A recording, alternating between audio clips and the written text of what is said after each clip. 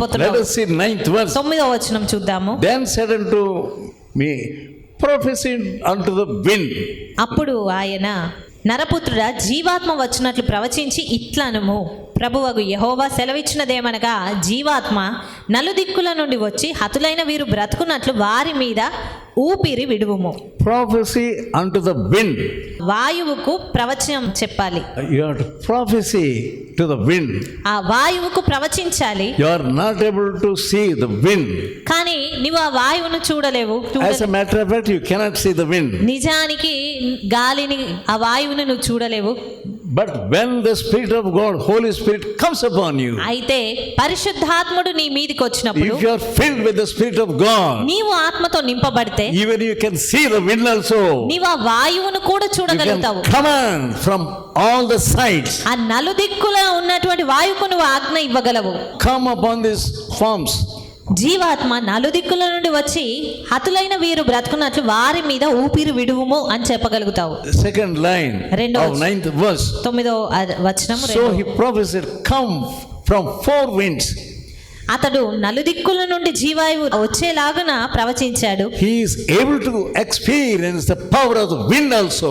అతడు వాయువులో ఉన్నటువంటి అతి శక్తిని కూడా అనుభవించగలిగాడు. He is to see the wind also coming. అతడు వాయువు రావడం కూడా చూడగలుగుతున్నాడు. And the breath came upon those slain men. ఆ జీవాత్మ వచ్చి ఆ హతులుగా లేదా పడి ఉన్నటువంటి వారిలోనికి ప్రవేశించి సజీవులుగా చేయడం.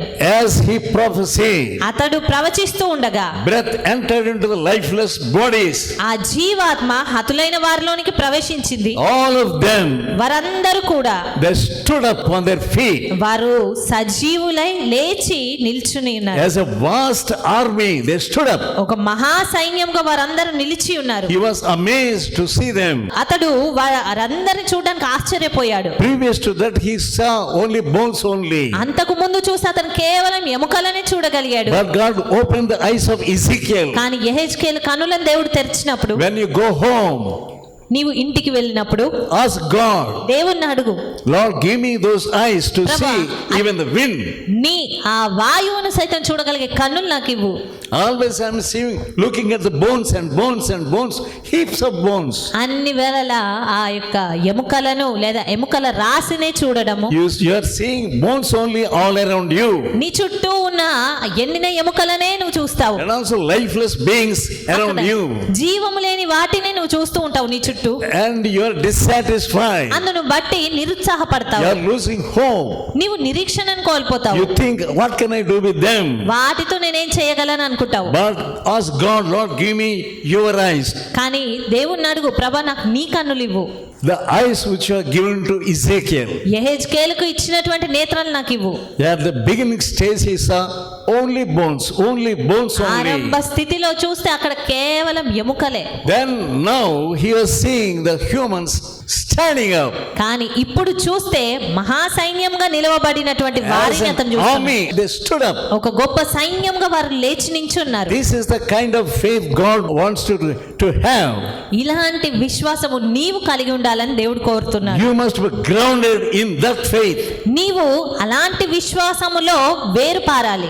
Nothing is impossible with that faith. అలాంటి విశ్వాసంకు అసాధ్యమైనది ఏదీ లేదు. God is a God of impossibilities. దేవుడు అసాధ్యాలను సాధ్యం చేసే దేవుడు. Now God wants obedient people. మరి ఈ సమయంలో దేవుడు విధేయత చూయించే వారి కొరకు చూస్తున్నాడు. And with extraordinary qualities. గొప్ప లక్షణాలను We see Ezekiel as an obedient servant of God. యెహెజ్కేలు దేవునికి విధేయత చూయించే సేవకుడిగా చూస్తున్నాము. God commanded him to దేవుడు అతనికి prophesy ఆజ్ఞాపించాడు, to ప్రవచించమని. the dry bones. ఆ ఎండిన ఎముకలకు ప్రవచించమన్నాడు. And he obeyed that. ఆ మాటకు అతను విధేయత చూపించాడు. Think of the preaching to the bones. ఆ ఎముకలకు బోధించడం గురించి ఒకసారి తలంచండి. What is this preaching to the bones? ఎముకలకు బోధించడము, Lifeless bones. జీవము లేని ఎముకలకు. But you have to preach to them. కానీ నీవు వాటికి బోధించాలి. There are many dry bones around you. నీ చుట్టూ ఎన్నో ఎండిన ఎముకలు ఉన్నాయి. When you open your mouth in prophecy, నీ నోటిని ప్రవచనాత్మకంగా నువ్వు తెరిచినట్టయితే God wants to fill your heart with prophecy. దేవుడు నీ హృదయాన్ని ప్రవచనాత్మతో నింపుతాడు. Lord, give me the spirit of prophecy. ప్రభువా అలాంటి ప్రవచనాత్మ నాకు దయచేయి. willingly Ezekiel obeyed God. యెహెజ్కేలు ఎంతో స్వచ్ఛందంగా దేవుని మాటకు విధేయత చూపించాడు. There he saw miracle. అందును బట్టి అక్కడ ఆశ్చర్య కార్యం జరిగింది. What do we see in 1 Samuel? మొదటి సమూయేలు గ్రంథంలో ఏమని చూస్తున్నాము? 15th chapter 15వ and అధ్యాయము verse 22. 22వ వచనం. To obey is better than sacrifice, and to heed is better than fat of the rams. 22వ అధ్యాయంలో బలులు అర్పించుట కంటే ఆజ్ఞను గైకొనుటయు పొట్టేళ్ల క్రొవ్వు అర్పించుట కంటే మాట వినుటయు శ్రేష్టము. Once there was a man of prayer. ఒక మారు ఒక ప్రార్థన పరుడైన వ్యక్తి ఉన్నాడు. When he was praying, అతను ప్రార్థిస్తున్నప్పుడు the Spirit of God was doing his work in his heart. దేవుని ఆత్మ ఆయన కార్యం అతని అంతరంగంలో చేస్తూ ఉన్నాడు. In his prayer, he saw a vision.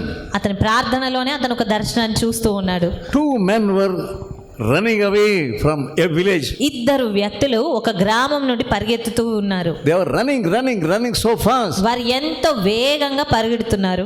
And he heard a voice also. అప్పుడు ఒక స్వరం కూడా అతను వింటున్నాడు. Go to them, go to them. వారి యొద్దకు వెళ్ళు. They were running away from a particular village. ఒక గ్రామము నుంచి వారు పరిగెడుతున్నారు. And meet them at the particular place. అయితే వారిని ఒక చోట కలుసుకో. He wondered, what is this vision? ఏంటి ఈ దర్శనం అని అతను ఆశ్చర్యపోయాడు.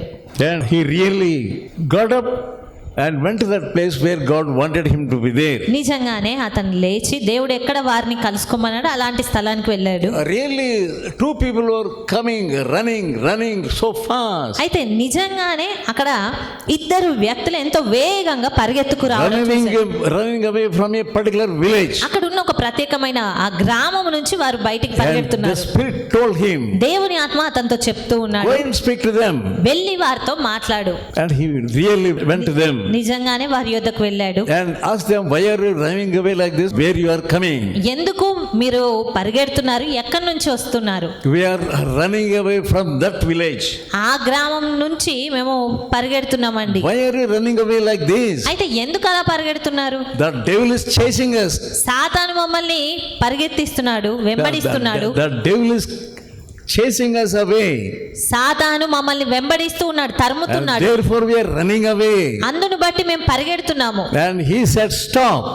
అప్పుడు ఈ దైవ సేవకుడు ఆగండి అని చెప్పాడు. God wanted me to tell you this. దేవుడు మీకు ఈ సంగతి చెప్పమని చెప్పాడు. You go back to that village. మీరు తిరిగి ఆ గ్రామంలోకి వెళ్ళండి. But they said, we decided not to go back to that village. కానీ వారిద్దరు కూడా మేము మరలా గ్రామానికి వెళ్ళము అని We are so నిర్ణయించుకున్నాము. afraid of the work of the devil.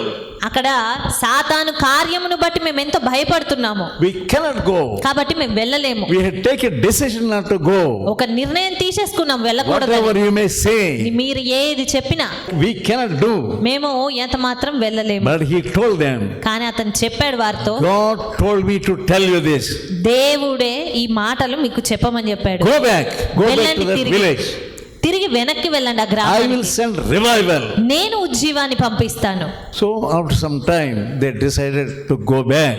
కాబట్టి కొంత సమయం తర్వాత వారు తిరిగి వెళ్ళాలి అని నిర్ణయించుకున్నారు. God filled them with fire. దేవుడు వారిని అగ్నితో నింపాడు.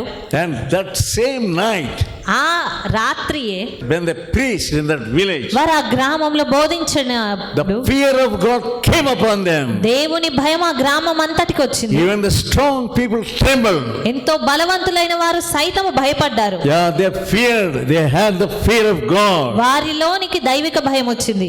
They obeyed the command of God. వారు దేవుడిచ్చిన ఆజ్ఞకు లోబడ్డారు. You obey the command of God. Don't always tie up with your earthly earnings. నీ భూ సంబంధమైనటువంటి విషయాలతో కట్టబడి ఉండొద్దు. God wants to make you a great man of faith. దేవుడు గొప్ప విశ్వాసిగా నిన్ను God మార్చాలి is going అనుకుంటున్నాడు. to use you దేవుడు నిన్ను వాడుకోబోతున్నాడు. for greater things. గొప్ప కార్యాల కొరకు Obey వాడుకోబోతున్నాడు. God. దేవునికి విధేయత చూపించు. Yeah, William Carey came into this country William Carey దేశానికి వచ్చాడు. and God gave him faith. దేవుడు అతనికి విశ్వాసం ఇచ్చాడు. The press was burnt away. అతని ప్రింటింగ్ ప్రెస్ కాలిపోయింది.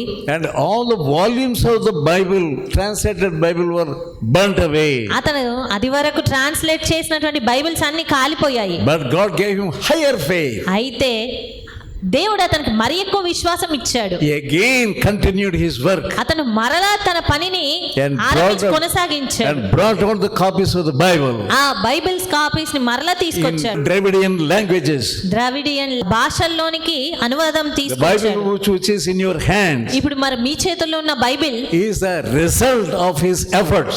అది కేవలం అతను చేసిన కృషి యొక్క ప్రతిఫలము. God can use you like that. దేవుడు నిన్ను అలాగా వాడుకోగలడు. Have great faith in God. దేవునిలో గొప్ప విశ్వాసం God ఉంచు. loves you. దేవుడు నిన్ను ప్రేమిస్తున్నాడు. Don't be of an earthly man.